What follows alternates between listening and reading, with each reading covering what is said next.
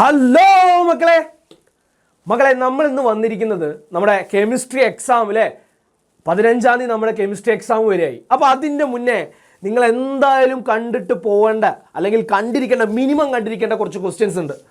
ആ ക്വസ്റ്റ്യൻസ് വരാൻ നല്ല സാധ്യതയുള്ള ക്വസ്റ്റ്യൻസാണ്. അങ്ങനെയായിട്ടുള്ള മോസ്റ്റ് ഇമ്പോർട്ടൻ്റ് ആയിട്ടുള്ള ഒരു 5 ക്വസ്റ്റ്യനുമായിട്ടാണ് ഞാൻ വന്നിട്ടുള്ളത് കേട്ടോ. ഈ സീരീസിന് തന്നെ നമ്മളൊരു 3 വീഡിയോസ് മാക്സിമം നമ്മൾ ചെയ്യും. അതെന്തായാലും കണ്ടതിന് ശേഷം മാത്രമേ നിങ്ങൾ എക്സാമിന് പോകാവൂ മക്കളെ. കാരണം നമ്മൾ പ്രെഡിക്റ്റ് ചെയ്യാണ്, ഇത്രയും ക്വസ്റ്റ്യൻസ് വരാൻ സാധ്യതയുണ്ട്. നമ്മൾ പ്രെഡിക്റ്റ് ചെയ്യാണ് മക്കളെ, വരും. നമുക്ക് ക്വസ്റ്റ്യൻ പേപ്പറിൽ കാണാൻ പറ്റും. ഈ ഭാഗത്തു നിന്നുള്ള ചോദ്യങ്ങളൊക്കെ ഉണ്ടാവും മക്കളെ. ഓക്കെ, എങ്ങനെയത് പ്രെഡിക്റ്റ് ചെയ്തുള്ളത്? വെറുതെ അങ്ങോട്ട് വന്നിട്ട് ഞാൻ കവടി നിരത്തിയിട്ട് അങ്ങോട്ട് പ്രെഡിക്റ്റ് ചെയ്യല്ലേ മക്കളെ.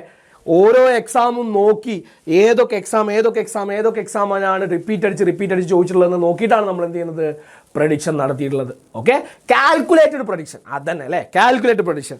ഓക്കെ, എന്നാൽ നോക്കല്ലേ മക്കളെ, നമ്പാനെ റെഡി ആയിക്കോ, നമുക്ക് നോക്കാൻ പോവാണ്. ഫസ്റ്റ് ക്വസ്റ്റ്യൻ കണ്ടോ, എപ്പോഴും ഉണ്ടാവുന്ന ഒരു ചോദ്യമാണ്, നമ്മുടെ സംബേസിക്കത്തെ ചോദ്യം കണ്ടോ. Hydrogen with oxygen combine with oxygen to form different compounds. ഏതൊക്കെയാണ്? Water and hydrogen peroxide. ഏത് ലോ ആണ് ഇവിടെ ഒബേ ചെയ്യുന്നത് അല്ലേ? എന്താ പറഞ്ഞത്? ഹൈഡ്രജനും ഓക്സിജനും ചേർന്ന് 2 കോമ്പൗണ്ട്സ് ഉണ്ടാവുന്നു. ഒന്ന് H2O ആയിട്ടുള്ള വാട്ടറും ഒന്ന് H2O2ഉം. ഏത് ലോ ആണ്, ഏത് ലോ ഓഫ് കോമ്പിനേഷൻ ആണ് ഈ ഒരു റിയാക്ഷനിൽ അല്ലെങ്കിൽ ഇതൊന്നിൽ എന്ത് ചെയ്യുന്നത്, ഇതാക്കുന്നത് അല്ലേ? നമുക്കറിയാം, ഇങ്ങനെ ഒരു ക്വസ്റ്റ്യൻ കണ്ടു കഴിഞ്ഞ് ഉറപ്പിച്ചോ. ഒരാൾ H2 ഇവിടെ ഉണ്ട് 2 H അവിടെ 2 ഇവിടെ 2 ഓക്സിജൻ ഇവിടെ ഒന്നുള്ളൂ, ഇവിടെ 2 ഉള്ളൂ. ഒന്നിൽ വ്യത്യാസമുണ്ട്, ഒന്നിൽ വ്യത്യാസമല്ല. അങ്ങനത്തെ ഒരു കോമ്പൗണ്ട് കണ്ടു കഴിഞ്ഞാൽ അപ്പം എഴുതണം ഏതാ law law of multiple proportion കേട്ടോ. ഒരുപാട് തവണ കേട്ടത് അല്ലേ, ഒരുപാട് തവണ. എന്താ ഈ മൾട്ടിപ്പിൾ പ്രപ്പോർഷൻ പറയുന്ന സത്യത്തിൽ? ഇവിടെ നമ്മൾ ആ ഒരു എക്സാമ്പിൾ തന്നെ എടുക്കാം. H2O H2O2. എടാ, ഇതിൽ ഒരാൾ ഈ ഹൈഡ്രജൻ എന്ന് പറഞ്ഞ ആൾ രണ്ടിലും സെയിം അല്ലേ? ഹൈഡ്രജൻ്റെ മാസ് രണ്ടിലും സെയിമാ, മറ്റേത് എന്തായിരിക്കും? ഡിഫറെൻ്റ് ആയിരിക്കും. അപ്പോൾ രണ്ട് എലമെൻറ്റ്സ് കൂടി ചേർന്ന്, 2 സെയിം എലമെൻറ്റ്സ് കൂടി ചേർന്ന്, ഇതിലും ഹൈഡ്രജൻ ഓക്സിജനാണ്, ഇതിലും ഹൈഡ്രജൻ ഓക്സിജനാണ്, 2 സെയിം എലമെൻറ്റ്സ് കൂടി ചേർന്ന് ഒന്നിൽ കൂടുതൽ കോമ്പൗണ്ട്സ് ഉണ്ടാവുകയാണെങ്കിൽ അതിൽ ഒരാളുടെ മാസ് ഫിക്സഡ് ആയിരിക്കും, മറ്റാളുടെ എന്തായിരിക്കും? ഡിഫറെൻ്റ് ആയിരിക്കും. കൂടാതെ തന്നെ അവരുടെ മാസുകൾ തമ്മിലുള്ള റേഷ്യോ ഒരു സിമ്പിൾ വോൾ നമ്പർ റേഷ്യോ ആയിരിക്കും. ഇതിൻ്റെ മാസ് തമ്മിലുള്ള റേഷ്യോ നോക്കിക്കഴിഞ്ഞാൽ നമുക്ക് വെട്ടിച്ചെറുതാക്കി ഒരു സിമ്പിൾ ആയിട്ടുള്ള റേഷ്യോയിൽ എഴുതാൻ പറ്റും. അതാണ് നമ്മുടെ ഈ ഇത് പറയുന്നത് കണ്ടോ. It states that when 2 elements combine to form more than one compound, ഒന്നിൽ കൂടുതൽ കോമ്പൗണ്ട്സ് ഉണ്ടാവുകയാണെങ്കിൽ the different masses of one element, ഒന്നിൻ്റെ മാസ് ഡിഫറെൻ്റ് ആയിരിക്കും അല്ലേ? മറ്റേതോ that combine with fixed mass, മറ്റേൻ്റെ രണ്ടിൻ്റെയും ഫിക്സഡ് മാസ് ആയിരിക്കും. ഓക്കെ, കൂടാതെ തന്നെ അതൊരു സിമ്പിൾ വോൾ നമ്പർ റേഷ്യോയിലായിരിക്കും. ഡാൾട്ടൺ ആണ് മക്കളെ ഇത് ചോദിച്ചത്. 10 മൾട്ടിപ്ലൈഡാ, 10 കൊണ്ട് മൾട്ടിപ്ലൈഡാ. ഡാൾട്ടൺ 10 മൾട്ടിപ്പിൾ 10 അല്ലേ, ഡാൾട്ടൺ. അങ്ങനെ ഓർത്ത് വെച്ചാൽ മതി. സെറ്റാണ്. ഇനി ഈ കൂട്ടത്തിൽ വരുന്ന കുറച്ച് ആളുകൾ കൂടി ഉണ്ടല്ലേ. H2O H2O2 ഒരു ഗ്യാങ്, CO2 ഒരു ഗ്യാങ്. എടാ, ഇതൊക്കെ ഒരു സെയിം അല്ലേ? ഒരാൾ സെയിം, മറ്റാൾ ഡിഫറെൻറ്റ്.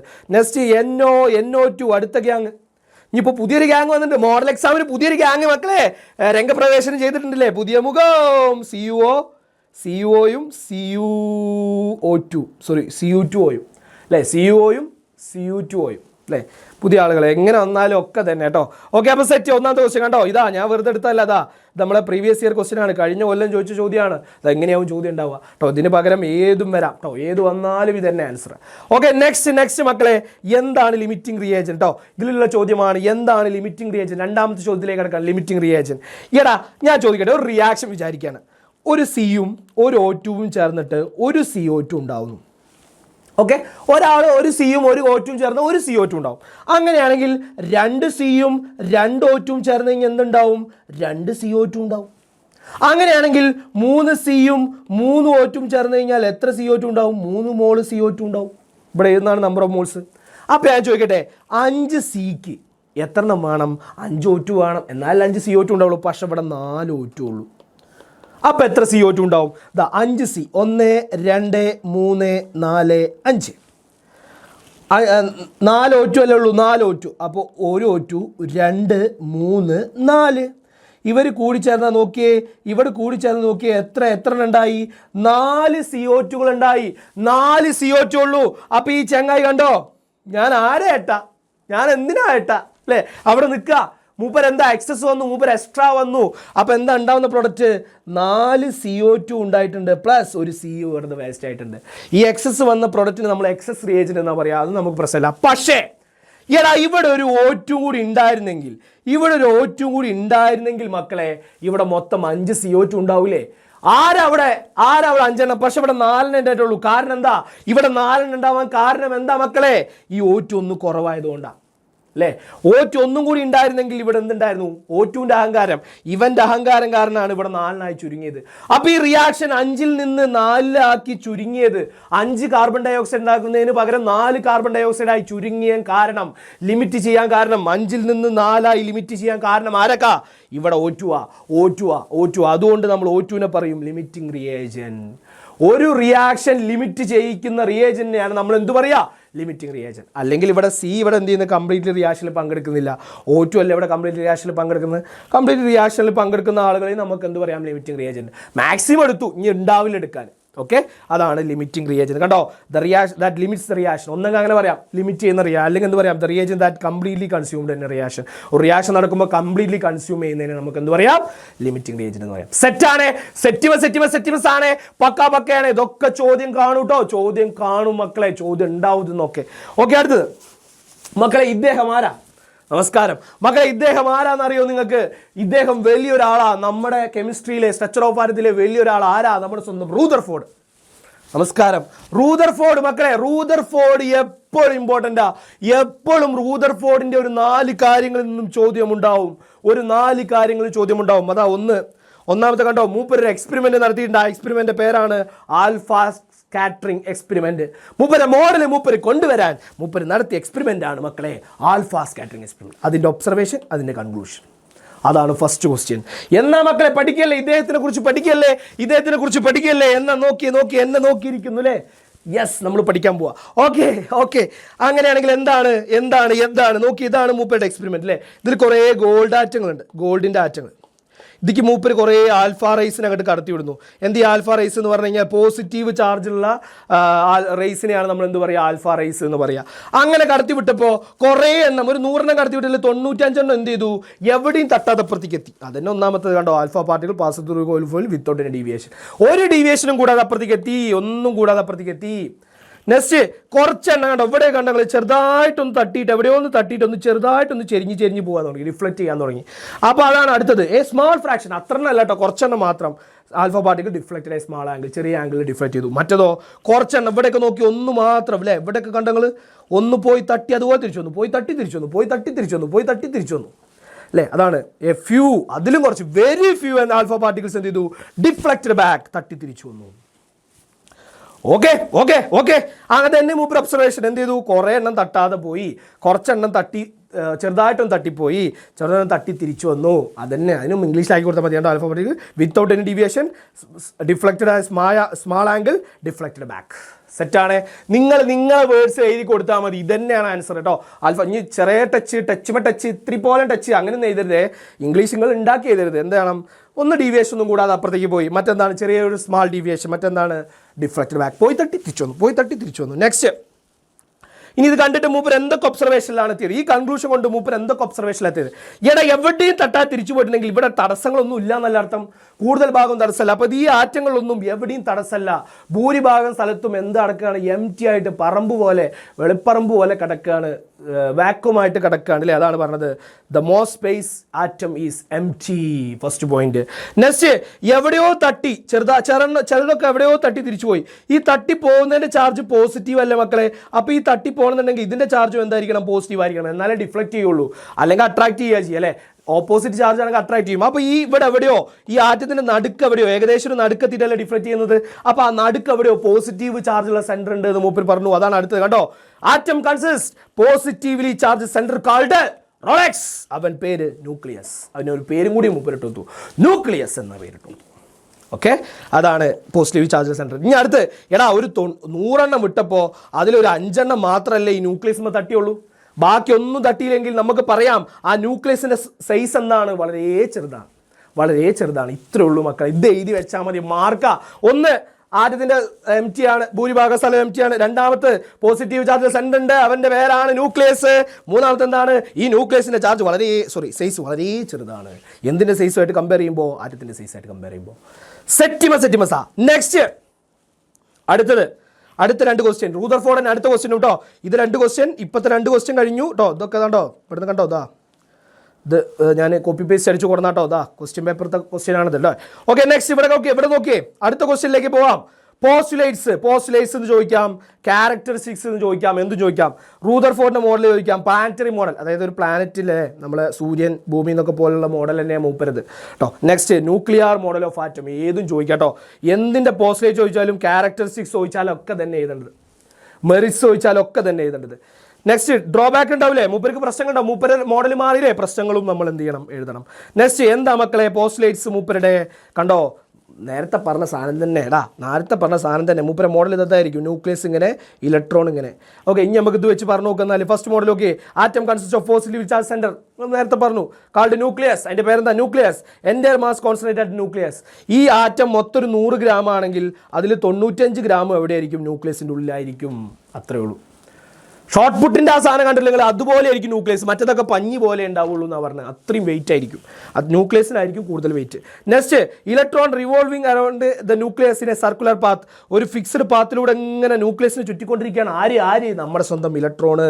ആ പാത്തിനെ അവരെന്ത് വിളിച്ചു, ഓർബിറ്റ് എന്ന് വിളിച്ചു. ഭൂമി ചുറ്റുന്ന സ്പേസിനെ ഓർബിറ്റ് എന്നല്ലേ പറയാം. അതുപോലെ തന്നെ അത് മൂപ്പര് എന്ത് വിളിച്ചു, ഓർബിറ്റ് എന്ന് വിളിച്ചു. ഇങ്ങനെ രാവിലെ തൊട്ട് വൈകുന്നേരം വരെ ന്യൂക്ലിയസിനെ എങ്ങനെ ചുറ്റിക്കൊണ്ടിരിക്കുകയാണ് ഇലക്ട്രോൺ. ഒരാളെങ്ങനെ വൈത്താലെങ്ങനെ ചുറ്റണം എന്നുണ്ടെങ്കിൽ ഇവർ തമ്മിൽ ഒരു അട്രാക്ഷൻ വേണം, അല്ലാതെ ചുറ്റാൻ പറ്റില്ല. അങ്ങനെ ന്യൂക്ലിയസും ഇലക്ട്രോണും തമ്മിലുള്ള അട്രാക്ഷന്, ഫോഴ്സ് ഓഫ് അട്രാക്ഷന് പേര് പറയും ഇലക്ട്രോസ്റ്റാറ്റിക് ഫോഴ്സ് ഓഫ് അട്രാക്ഷൻ. എന്താ പേര് പറയാ മക്കളെ, electrostatic force of attraction between nucleus and electron. ഇനി എന്താ മൂപ്പരുടെ ലിമിറ്റേഷൻ? ഈ മോഡൽ ഇല്ലപ്പോ, ഈ മോഡൽ തെറ്റാ. ഈ മോഡലിൽ പല തെറ്റുകളുണ്ട്. ആ തെറ്റുകൾ എന്തൊക്കെയാണ്? 1, സ്റ്റെബിലിറ്റി പറയാൻ പറ്റില്ല. 2, ഇലക്ട്രോണിക് കോൺഫിഗറേഷൻ പറയാൻ പറ്റില്ല. മൂപ്പര വിചാരം, ഇത് പ്രകാരം കുറച്ച് കഴിയുമ്പോൾ ആറ്റം നശിച്ചു പോകണം കേട്ടോ. മൂപ്പരത് പുതിയ കണ്ടുപിടുത്തങ്ങളൊക്കെ വന്നപ്പോൾ കുറച്ച് കഴിയുമ്പോൾ ആറ്റം നശിച്ചു പോകണം. പക്ഷേ ആറ്റം നശിച്ചു പോകുന്നുണ്ടോ? ഇല്ല. ഞാൻ ഇപ്പോൾ വന്ന് ക്ലാസ് എടുത്തു, കുറച്ച് കഴിയുമ്പോൾ എൻ്റെ തല കാണാനല്ല, തലയിൽ ആറ്റൊക്കെ നശിച്ചു പോയി. അങ്ങനെ ഉണ്ടാവുന്നോ? ഉണ്ടാവില്ല കേട്ടോ. അപ്പോൾ അത് എന്തുകൊണ്ടെന്ന് പറയാൻ മൂപ്പരെ കൊണ്ട് വരില്ല. ആറ്റം എന്തുകൊണ്ട് സ്റ്റേബിൾ ആണെന്ന് പറയാൻ പറ്റില്ല. He cannot explain about the stability of atom. ആറ്റത്തിന്റെ സ്റ്റെബിലിറ്റിനെ പറ്റി പറയാൻ പറ്റില്ല. Next electronic configuration. മൂപ്പര് വിചാരം എന്തായിരുന്നു, ഇലക്ട്രോൺ തിരിയുന്നല്ലേ, ഒരു 10-25 ഇലക്ട്രോൺ ഒക്കെപ്പാട് വൈത്താല് ഓഹോയ് ഇങ്ങനെ ചുറ്റാന്ന് വിചാരം. പക്ഷെ അങ്ങനെയാണോ? 1-ാം ഷെല്ലിൽ 2 എണ്ണം, 2-ാം ഷെല്ലിൽ 8 എണ്ണം, അങ്ങനെയൊക്കെയല്ലേ.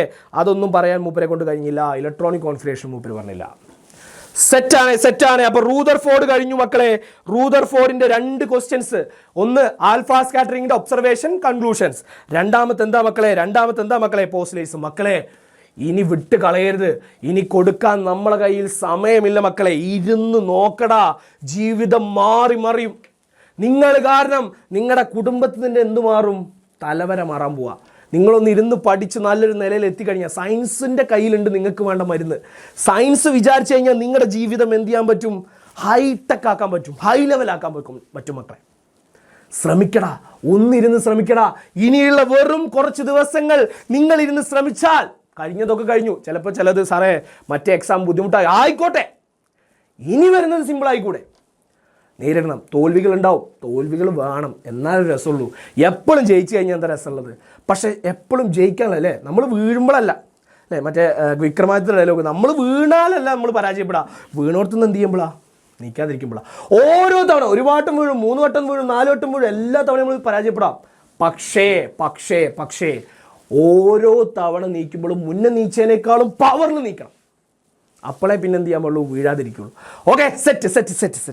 ഓക്കെ, അങ്ങനെയാണെങ്കിൽ അടുത്ത ക്വസ്റ്റ്യൻ മക്കളെ എപ്പോഴും ചോദിക്കുന്ന ഒരു ചോദ്യമാണ് ബഫർ സൊല്യൂഷനും അതിന്റെ എക്സാമ്പിളും.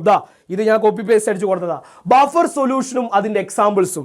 എന്താ ബഫർ സൊല്യൂഷൻ എന്ന് പറഞ്ഞു കഴിഞ്ഞാൽ, ഈ സൊല്യൂഷന്റെ pH ഉണ്ടല്ലോ എപ്പോഴും കോൺസ്റ്റന്റ് ആയിരിക്കും. ആരൊക്കെ എന്തൊക്കെ എതിർത്താലും pH മാറൂല മക്കളെ. ആരൊക്കെ എന്തൊക്കെ പറഞ്ഞാലും ഇവരുടെ pH ഒരു മാറ്റമില്ല. pH constant. ഇനിയിപ്പോൾ ആരെങ്കിലും pH മാറ്റാൻ നോക്കിക്കഴിഞ്ഞാൽ അവർ ആ pHന്റെ മാറ്റത്തിനെ എതിർക്കും, റെസിസ്റ്റ് ചെയ്യും. അത്തരം സൊല്യൂഷൻസിനെയാണ് നമ്മൾ എന്ത് പറയുക? Buffer solution. നോക്കിയാൽ solution which resist the pH of dilution addition of acid. Acid കലക്കിയാലും ആൽക്കലി കലക്കിയാലും ഡൈലൂഷൻ എന്ന് പറഞ്ഞാൽ വെള്ളം അയച്ചാലും എന്തൊക്കെ ചെയ്താലും pHന് ഒരു മാറ്റം വരില്ല. അത് ആ ചേഞ്ചിന് എന്ത് ചെയ്യും, അവർ റെസിസ്റ്റ് ചെയ്യും. pH മാറൂല, അത് എപ്പോഴും കോൺസ്റ്റന്റ് ആയിരിക്കും. 2 ടൈപ്പ് ബഫറുകളുണ്ട്, അസിഡിക് ബഫറും ഉണ്ട്, ബേസിക് ബഫറും ഉണ്ട്. ആസിഡിലാണ് കാണുന്നെങ്കിൽ അസിഡിക് ബഫർ എന്ന് പറയും. എപ്പോഴും ആസിഡ് ആണെങ്കിൽ അസിഡിക് ബഫർ, എപ്പോഴും ബേസ് ആണെങ്കിൽ എന്തായിരിക്കും, ബേസിക് ബഫർ. എക്സാമ്പിൾ പഠിച്ചേക്കണേ അസിഡിക് ബഫർ. നോക്കി നിങ്ങൾ ആസിഡ് എന്നുള്ളതിൽ അസറ്റ് എന്നല്ലേ, അസറ്റിക് ആസിഡും അതുപോലെ തന്നെ സോഡിയം അസറ്റേറ്റും. അസറ്റിക് ആസിഡും സോഡിയം അസറ്റേറ്റും കേട്ടോ. അസറ്റിക് ആസിഡും സോഡിയം അസറ്റേറ്റും. നെക്സ്റ്റ് ബേസിക്കിന് ഏതാ, NH3 എന്തായാലും ബേസ് അല്ലേ, അതിൻ്റെ ഒപ്പം ഒന്നുകൂടി കൂട്ടുക, NH4 പിന്നെ OH ഇട്ട് കൊടുക്കുക, NH4Cl ഇട്ട് കൊടുക്കുക. അത്രേ ഉള്ളൂ പറയാം, NH4OH NH4Cl. അങ്ങനെ അങ്ങോട്ട് ഓർത്ത് വെച്ച് കഴിഞ്ഞാൽ അതങ്ങോട്ട് സെറ്റായി. ഓക്കെ മക്കളെ, അപ്പം നമ്മൾ മൊത്തം 5 ക്വസ്റ്റ്യൻസ് പക്കയായി കഴിഞ്ഞു. കുറച്ച് മിനിറ്റ് കൊണ്ട് മാത്രം, ഒരു 10-15 മിനിറ്റ് മാക്സിമം. അതുകൊണ്ട് നമ്മൾ ഈ ക്വസ്റ്റ്യൻസ് ഒക്കെ പക്കയാക്കി കഴിഞ്ഞു മക്കളെ. നിങ്ങളില്ലേ, നിങ്ങൾ എൻ്റെ കൂടെ ഇല്ലേ, എക്സാം നമ്മൾ തകർക്കും മക്കളെ, തകർത്തെറിഞ്ഞ് പൊളിച്ചടുക്കും. ഓക്കെ, എന്നാൽ ഇനി നമ്മൾ അടുത്ത കൊല്ലം +2ലേക്ക് പോകുന്നതിൻ്റെ മുന്നേ +2 നമ്മുടെ ഉയരെ ബാച്ച് ഉണ്ട് മക്കളെ. അടുത്ത കൊല്ലം ഇപ്പം തന്നെ ക്രാഷ് ബാച്ചും കിട്ടും കേട്ടോ. അതിൻ്റെ ഒപ്പം +1ൻ്റെ ക്രാഷ് ബാച്ചും കൂടി കിട്ടും കേട്ടോ. നിങ്ങൾക്ക് നോട്ടുകളും കാര്യങ്ങളൊക്കെ, ഷോർട്ട് നോട്ടും കാര്യങ്ങളൊക്കെ വേണമെങ്കിൽ ഇതുണ്ടായിരിക്കും. ക്ലാസ്സൊക്കെ വേണമെങ്കിൽ പെട്ടെന്ന് എടുക്കാം. ഇനി അതല്ല, നിങ്ങൾക്ക് ഉയരയിലേക്ക് ജോയിൻ ചെയ്ത് കഴിഞ്ഞാൽ ആദ്യം തൊട്ട് തന്നെ നമ്മൾ പക്കയായിട്ട് പഠിച്ചു പോകും. ഓരോ ചാപ്റ്ററും ഇങ്ങനെ ചിലവർ ആദ്യം തൊട്ട് തന്നെ വരുന്നവരുണ്ടാവും. എന്നാലും കൂടുതൽ ആളുകളും ഈ തലേന്നുള്ള പത്രപ്പാട് അങ്ങോട്ട് ഒഴിവാക്കാം. ഓക്കെ, ആദ്യം തൊട്ട് തന്നെ നമ്മൾ എന്ത് ചെയ്യും, എല്ലാ കാര്യങ്ങളും PYQസും മോഡൽ എക്സാംസും ചാപ്റ്റർ വൈസും ലൈവ് ക്ലാസ്സും ഒക്കെ ആയിട്ട് നമ്മൾ പക്കയായിട്ട് പോകും. അപ്പോൾ പെട്ടെന്ന് ജോയിൻ ചെയ്യണമെങ്കിൽ പെട്ടെന്ന് എന്ത് ചെയ്തോ, ഈ നമ്പറിലേക്ക് കാൾ ചെയ്യുക, അല്ലെങ്കിൽ അടിയിൽ സ്ക്രോൾ ചെയ്യുന്ന നമ്പറിലേക്ക് വിളിക്കാം.